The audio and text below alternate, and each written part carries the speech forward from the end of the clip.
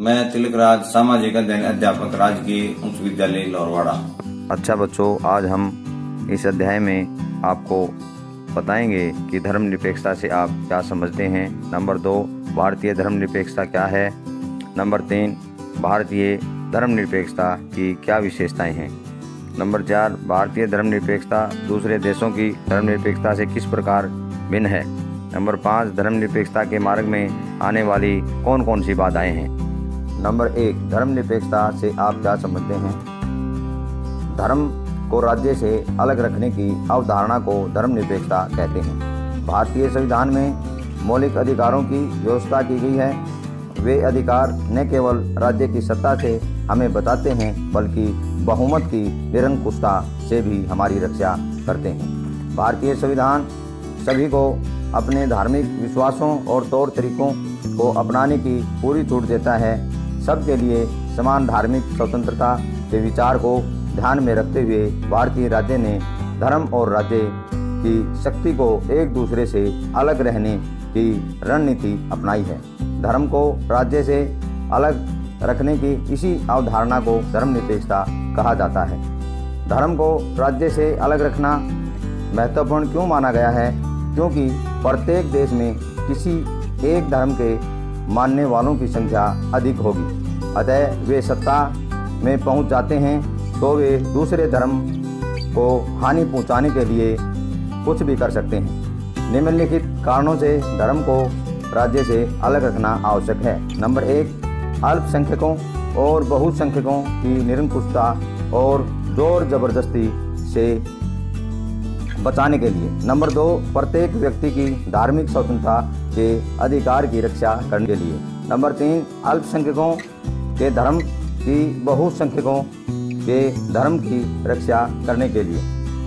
Number 2, भारतीय धर्मनिरपेक्षता। भारतीय संविधान में कहा गया है कि भारतीय राज्य धर्मनिरपेक्ष रहेगा। हमारे संविधान के अनुसार केवल धर्मनिरपेक्ष राज्य ही अपने उद्देश्यों को साकार करते हुए निम्नलिखित बातों का ख्याल रखा जा सकता है। नंबर 1, कोई एक धार्मिक समुदाय किसी और दूसरे धार्मिक समुदाय को न दबाए। नंबर 2, कुछ लोग अपने ही धर्म के अन्य सदस्यों को न दबाएं। नंबर 3, राज्य न तो किसी खास धर्म को थोपेगा और न ही लोगों की धार्मिक स्वतंत्रता को छीनेगा। इस तरह के दबदबे को रोकने के लिए भारतीय राज्य कई तरह से काम करता है। नंबर 3, भारतीय धर्मनिरपेक्षता की मुख्य विशेषताएं निम्नलिखित हैं। भारत का कोई राजधर्म नहीं है। भारत एक धार्मिक राज्य नहीं है। राज्य का अपना कोई राजधर्म नहीं है। सभी सरकारी व गैर सरकारी शिक्षण संस्थाओं से किसी धर्म विशेष की शिक्षा देने की मनाही है। नंबर 2, धार्मिक स्वतंत्रता का अधिकार। भारतीय संविधान प्रत्येक नागरिक को अपने धार्मिक रीति रिवाजों के प्रचलन की पूरी आज़ादी प्रदान करता है, बशर्ते कि वे किसी दूसरे धर्म के लिए खतरा पैदा न हो। नंबर 3, हस्तक्षेप की नीति।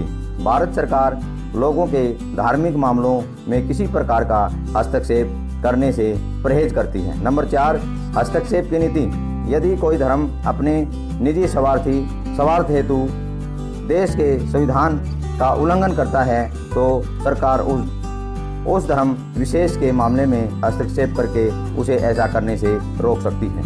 नंबर 5, सरकारी सेवाओं में अवसर की समानता। भारतीय धर्मनिरपेक्षता सरकारी सेवाओं में सभी नागरिकों को, चाहे वे किसी भी धर्म से संबंध रखते हैं, समान अवसर प्रदान करती है। नंबर 6, धार्मिक करों का उन्मूलन। भारतीय संविधान में यह स्पष्ट रूप से कहा गया है कि किसी भी नागरिक से कोई इस प्रकार का कर इकट्ठा नहीं किया जा सकता जिसका प्रयोग किसी विशेष धर्म प्रचार के लिए और विकास के लिए किया जाता हो। नंबर 7, धार्मिक संस्थाएं स्थापित करने का अधिकार। भारतीय संविधान के अनुसार प्रत्येक धर्म के अनुयायियों को अपने धर्म से संबंधित संस्थाएं जैसे धार्मिक स्थल, अस्पताल, धर्मशालाएं और शिक्षण संस्थाएं इत्यादि स्थापित करने का पूरा अधिकार है। नंबर 4, भारतीय धर्मनिरपेक्षता दूसरे देशों की धर्मनिरपेक्षता से इस प्रकार भिन्न है। संयुक्त राज्य अमेरिका में सरकारी स्कूलों के ज़्यादातर बच्चों को सुबह सबसे पहले वफादारी की शपथ दिलाई जाती है। इस शपथ में ईश्वर की छत्रछाया शब्द आते हैं।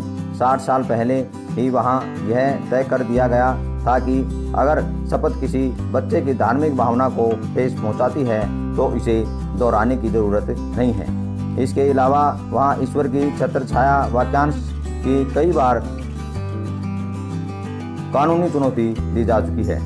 भारतीय धर्मनिरपेक्षता और अमेरिकी धर्मनिरपेक्षता में अंतर इस प्रकार से है। अमेरिकी धर्मनिरपेक्षता में धर्म और राज्य के बीच स्पष्ट अलगाव के विपरीत है। भारतीय धर्मनिरपेक्षता में एक राज्य और धार्मिक मामलों में हस्तक्षेप करने की छूट दी गई है। भारतीय संविधान में राज्य धर्म से अलग तो है, लेकिन धर्म का उसका फैसला सैद्धांतिक है। इसका मतलब यह हुआ कि संविधान में दिए गए आदर्शों के आधार पर राज्य किसी के धर्म के मामले में हस्तक्षेप कर सकता है। नंबर 5, धर्मनिरपेक्षता के मार्ग में आने वाली बाधाएं। नंबर 1, सांप्रदायिकता। नंबर 2, धर्म और सांप्रदायिकता। नंबर 3, सांप्रदायिकता और राष्ट्रवाद। अच्छा बच्चों, अब आप निम्नलिखित प्रश्नों के उत्तर बताएं। प्रश्न नंबर 1, धर्मनिरपेक्षता से आप क्या समझते हैं? प्रश्न नंबर 2, क्या भारत धर्मनिरपेक्ष राज्य है? प्रश्न नंबर 3, धर्मनिरपेक्षता के मार्ग में आने वाली कौन कौन सी बाधाएं हैं? अच्छा बच्चों, अगर यह वीडियो आपको अच्छी लगे तो लाइक करें, शेयर करें और सब्सक्राइब करें। धन्यवाद।